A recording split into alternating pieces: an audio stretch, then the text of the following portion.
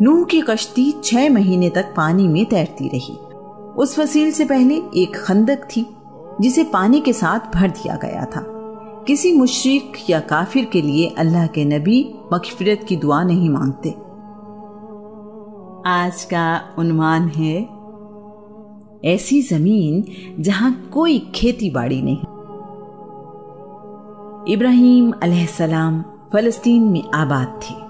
Be be Sara ابراہیم کی پہلی بیوی ان کے ساتھ رہتی تھی۔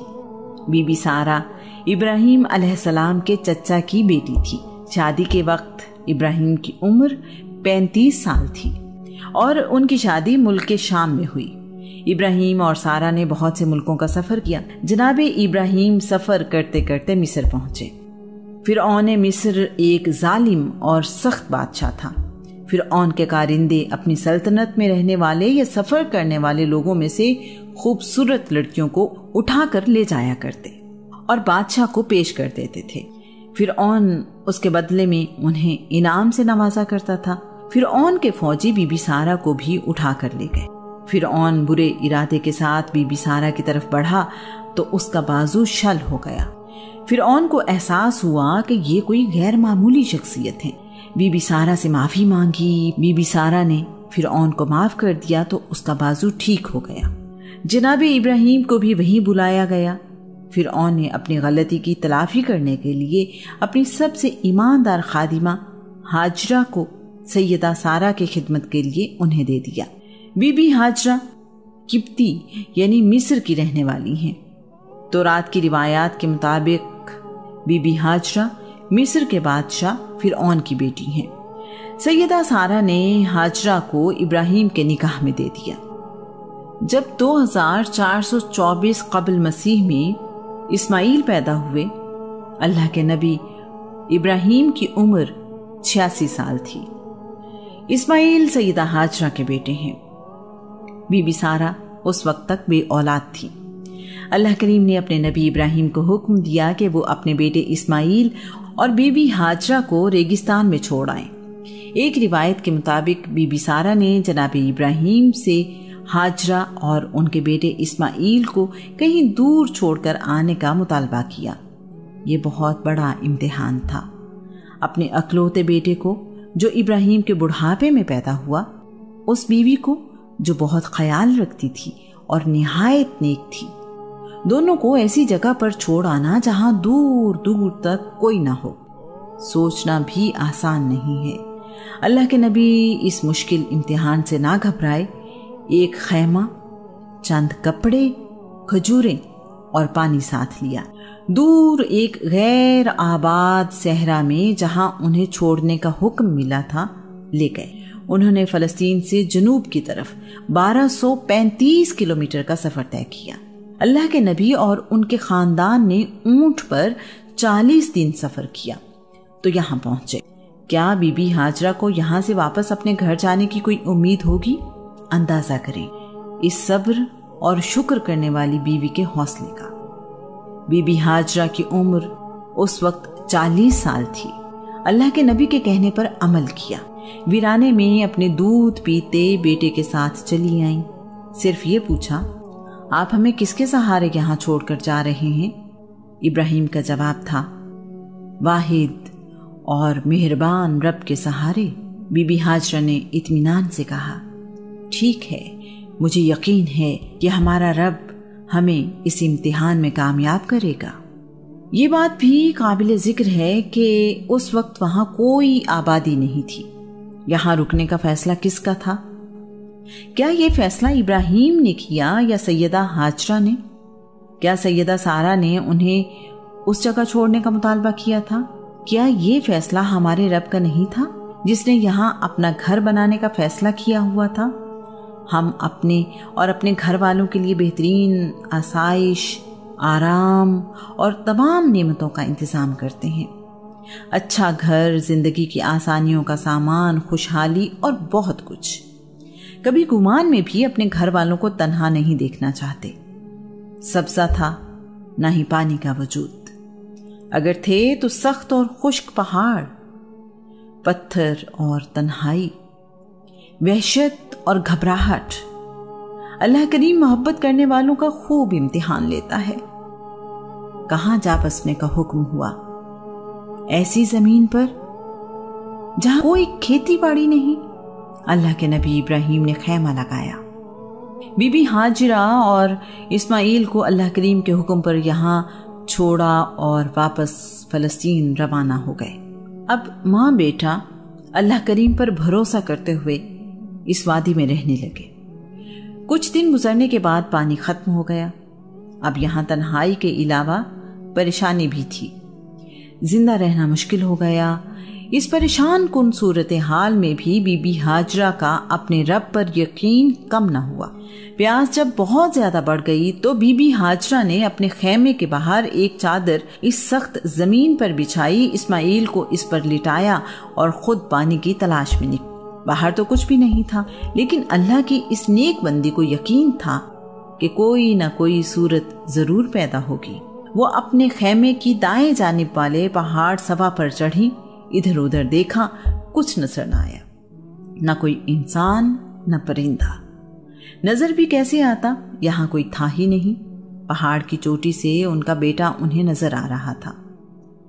ماں کو تسلی تھی کہ میرا بیٹا میری نظروں کے سامنے ہے۔ جب کوئی صفا پر جا کر کچھ نہ ملا تو نیچے اتری اور اپنے خیمے کی بائیں جانب والے پہاڑ مروہ کی طرف جانے کا ارادہ کیا۔ کوہ صفا سے نیچے وادی میں آئیں تو اب بیٹا نظر نہیں آ رہا تھا۔ ماں کو چین کیسے آتا؟ ماں کی محبت نے مجبور کیا۔ وہ اب چلنے کی بجائے دوڑنے لگی۔ جب تک انہیں بیٹا نظر نہ آیا دوڑتی رہی۔ بیٹا نظر آیا تو دوبارہ چلنے لگی۔ پہاڑ پر چڑھنا اترنا آسان کب ہے؟ اب وہ کوہ مروہ جو ان کے خیمے کے بائیں جانب ایک پہاڑ تھا اس کے اوپر چڑھی۔ یہاں بھی کچھ نظر نہ آیا۔ دوبارہ سوچا کہ کوہ صفا پر جانا چاہیے۔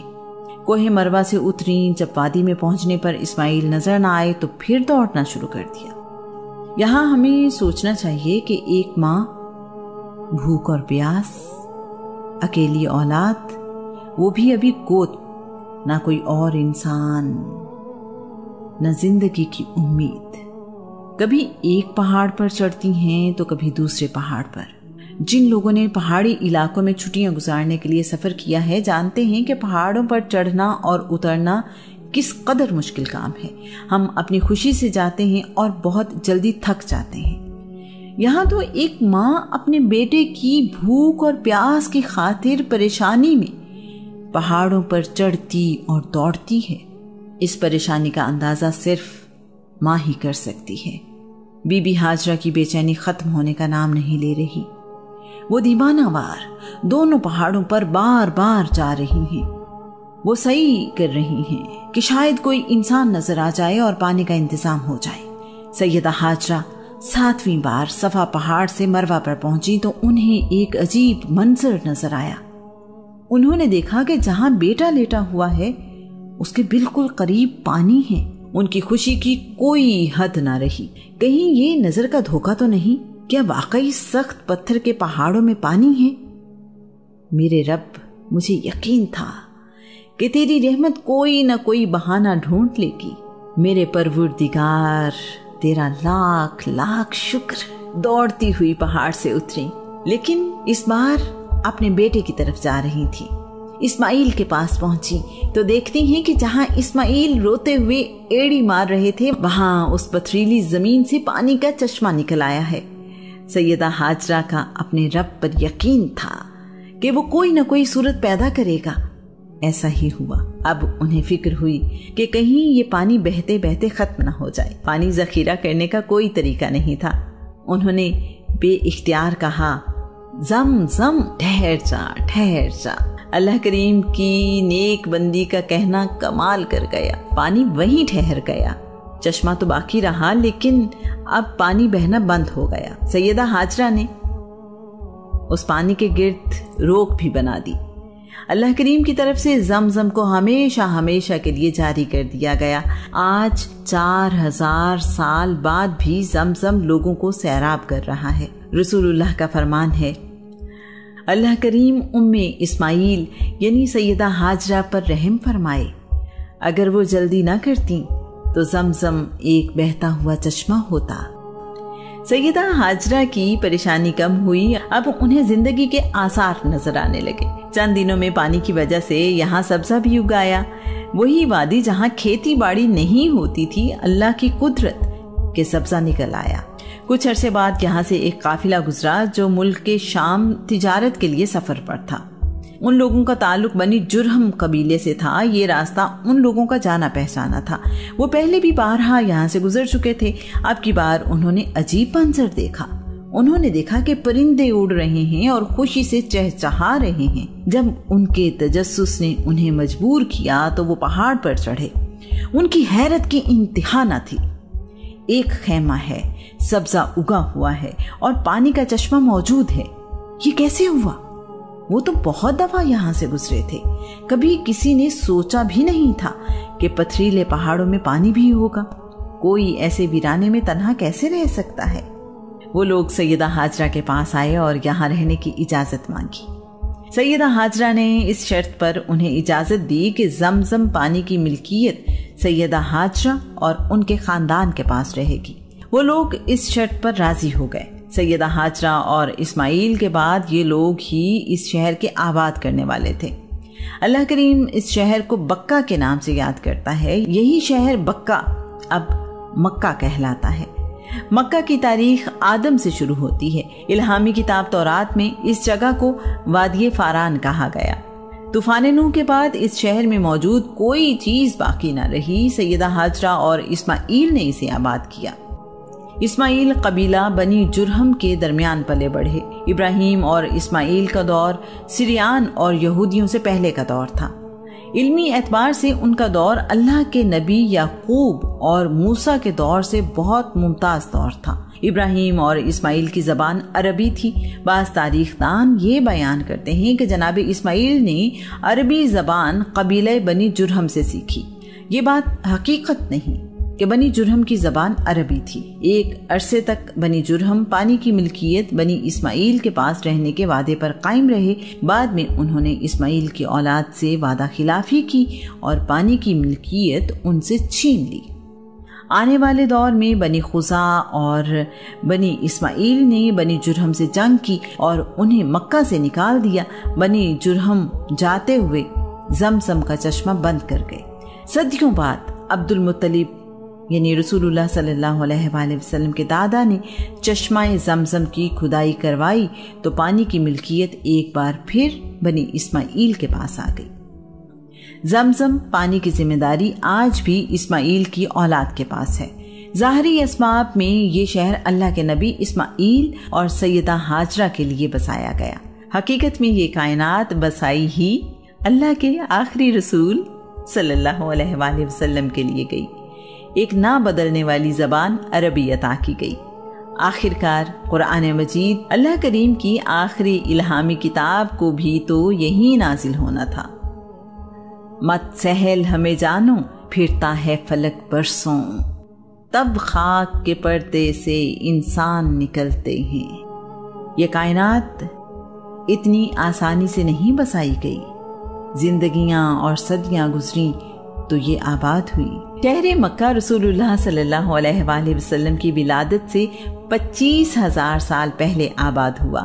مکہ سطح سمندر سے 277 میٹر بلند ہے۔ شہر مکہ کو اس لیے حرم کہا جاتا ہے کیونکہ یہ عزت اور حرمت والا شہر ہے۔ یہ شہر جدہ سے 64 کلومیٹر مشرق میں واقع ہے۔ تاریخ دان یاقوت حموی کے مطابق شروع میں حرم کعبہ کی عمارت کا نام مکہ تھا، بعد میں پورے شہر کو مکہ کہا جانے لگا۔ مکہ شہر وادی ابراہیم میں واقع ہے۔ اس کے شمال میں کیقان ہے، جنوب میں جبل حدیدہ ہے اور جنوب مغرب میں جبل عمر ہے۔ مشرق میں جبل ہیرا ہے جبکہ شمال مشرق میں جبل ابو قبیس ہے۔ آدم علیہ السلام نے اللہ کا گھر مکہ کی وادی میں تعمیر کیا تھا۔ طوفان نوح کے بعد یہ عمارت قائم نہ رہی بلکہ اس کا نام و نشان تک مٹ گیا۔ یہاں اس بات کا ذکر بھی نہایت ضروری ہے کہ اللہ کریم نے ماں میں محبت کا جو جذبہ رکھا ہے وہ کسی اور کو حاصل نہ ہو سکا۔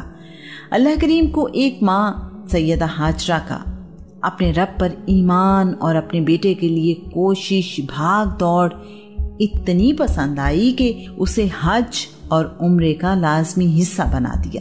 یہ پابندی بھی لگا دی کہ جس طرح میری بندی پہاڑوں پر چڑھتی رہی اور نشیبی جگہ پر دوڑتی رہی، ویسے ہی پہاڑوں پر چڑھو اور دوڑو۔ سیدہ ہاجرہ کا اپنے رب پر ایمان اور یقین اسی قابل تھا۔ کوئی لمحہ بھی ایسا نہیں جب اللہ کریم کے بندے مکہ میں صفا اور مروہ کے درمیان دوڑ نہ رہے ہوں۔ اس عمل کو صحیح کہتے ہیں۔ اللہ کریم نے صفا اور مروہ کو اپنی نشانیاں قرار دیا۔ اے ہمارے رب، میں نے یہاں تیری حرمت والے گھر کے پاس ایسی وادی جہاں کھیتی باڑی نہیں میں اپنی کچھ اولاد بسا دی ہے تاکہ وہ نماز قائم کریں۔ ہمارے رب، لوگوں کے دل ان کی طرف مائل کر دے اور انہیں پھل کھانے کو دے تاکہ وہ شکر ادا کریں۔ جب تم پیٹھ پھیر کر چلے جاؤ گے تو میں تمہارے بتوں کے ساتھ ایک چال چلوں گا۔ ابراہیم نے کلہاڑا استعمال کرتے ہوئے تمام چھوٹے بتوں کو توڑا۔ کسی بت کا کان کاٹ دیا تو کسی کی ناک، کسی کی آنکھ تو کسی کا سر۔